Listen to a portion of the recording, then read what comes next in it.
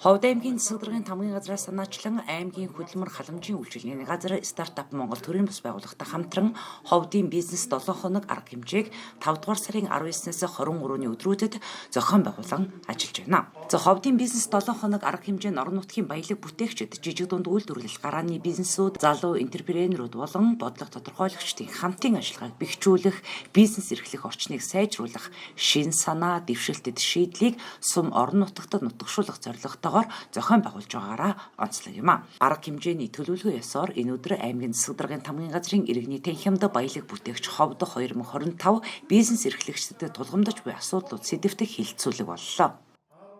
Бид нар яагаад энэ бизнесийн 7 хоног гэж арга хэмжээг зохион байгуулж байгаа гэхээр ховд аймагт нэгдүгээр баялаг бүтээгчдийн жил гэж зарласан.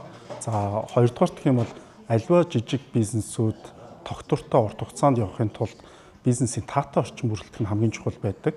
Одоо бидний хэлээр бол стартап экосистемтэй таатай орчин бүрэлдэх нь маш чухал байдаг.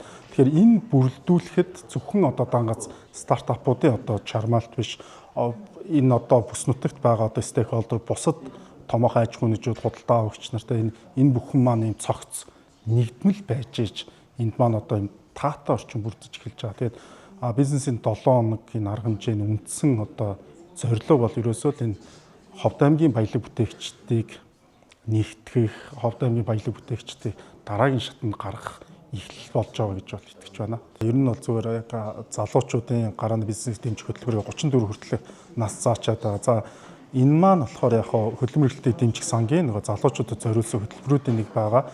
Хөдөлмөр эрхлэлтийг дэмжих сан дээр мөн 40-өөс дээш насны эмэгтэй одоо энтерпренерүүдэд зориулсан маш олон хөтөлбөрүүд бол байдаг.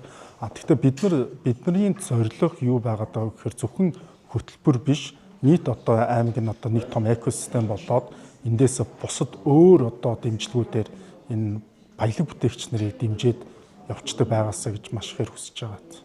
Хилцүүлэгдэх хөдөлмөр эрхлэлтийн салбар зөвлөлийн гишүүд, хөдөлмөр халамжийн үйлчилгээний газрын удирдах албан тушаалтнууд, мэргэжилтэн холбогдох төрийн байгууллагуудын төлөөлөл, санаачлагч, хамтрагч байгууллага, бизнесүүдийг дэмжих төрийн бус байгууллагын төлөөлөл, банк болон бизнес эрхлэгчдийн төлөөлөл зэрэг 20 гаруй хүн оролцож, бизнес эрхлэгчдийн өмнө тулгамдж буй асуудлаа хэлэлцсэн, шийдвэрлэх гарцын талаар санал солилцлоо. Дээрх хилцүүлэг арга хэмжээнд аймгийн засаг дарга бөгөөд баруун бүсийн зөвлөлийн дарга амарсан оролцож, нийт оролцогчдод амжилт хүсэх цацуу баялаг бүтээгчид бизнес эрхлэгчдийг хэрхэн дэмжиж ажиллах талаар мэдээлэл өгч хилцүүлгээс гарсан шин санаа, шилдэг шийдлийг дэмжин хамтран ажиллахаа илэрхийлсэн байна.